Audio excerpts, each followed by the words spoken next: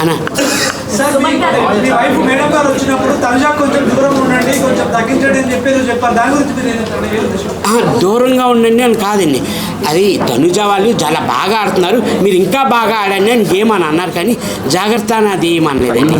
అది బాగా ఆడుతున్నారు అంటే ఇంకా మీరు బాగా ఆడుతున్నారు, ఇంకా కొంచెం బాగా ఎఫర్ట్ పెట్టి వాళ్ళలాగా ఆడండి అని అన్నారు. అది తప్పుగా పోర్ట్రేట్ అయింది. యాక్చువల్ తను ఏదైతే అది తను ఈ విషయం తెలిసాక తను ఒక 3-4 days నుంచి ఇంట్లో ఏడుస్తూనే కూర్చుంది. నేను తప్పేమన్నాను, నేను ఇదే చెప్పాను.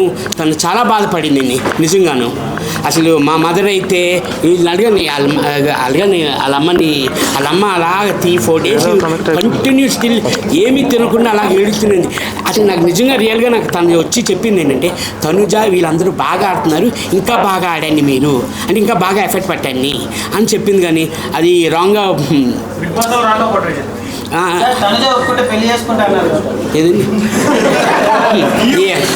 ఎన్ని చక్కగా సంసారం నన్ను నడుస్తున్న దాన్ని. బిగ్ బాస్ హౌస్ లో శివాజీ బయటకు వచ్చిన తర్వాత శివాజీ గారు మిమ్మల్ని క్లోజ్ చేశారు కదా, సో దాని గురించి మీరేం చెప్తారు? శివాజీ అన్న నాకు ముందు నుంచి తెలుసండి. నాకు ఇక్కడే కాదు, ఈ బస్సులోనే కాదు, ముందు లొకేషన్లో కూడా అలాగే ఫ్రెండ్లీగా మాట్లాడుతుంటారు. నేను లైక్ తీసుకుంటాను. నేను అవునా, ఏమనిపించింది మేడం మీకు?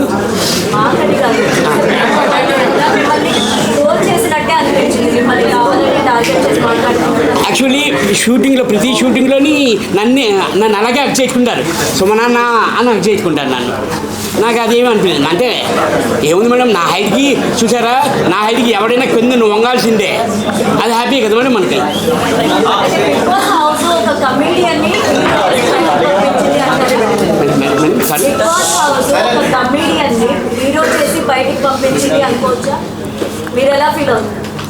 జీరో చేసి పంపించారా?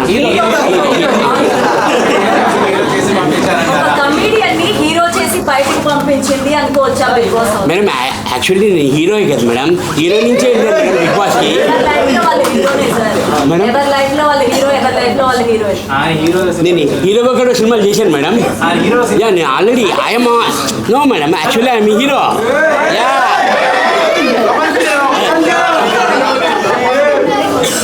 పవన్ పడాల గెలిచే ఛాన్సెస్ ఉన్నాయి అంటే ఒక కామన్ మ్యాన్ కదా, సో టైటిల్ గెలిచే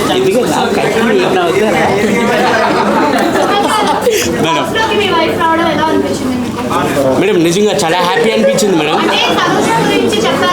అవును,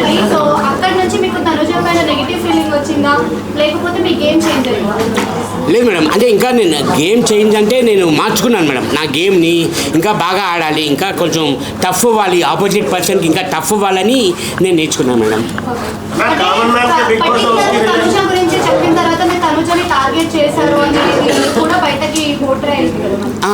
అది కానీ యాక్చువల్లీ ఆప్షన్ నాకు రాలేదు మేడం, తనే నన్ను ఎంచుకుంది ఆ గేమ్కి. ఆ టబ్ టాస్కే కదా మేడం, అదే అది నాకు ఆప్షన్ రాలేదు. అప్పుడు నేను టార్గెట్ చేసినట్లు ఉంటుంది, కానీ తనే చేసింది కాబట్టి తను నా మీద టార్గెట్ చేసింది.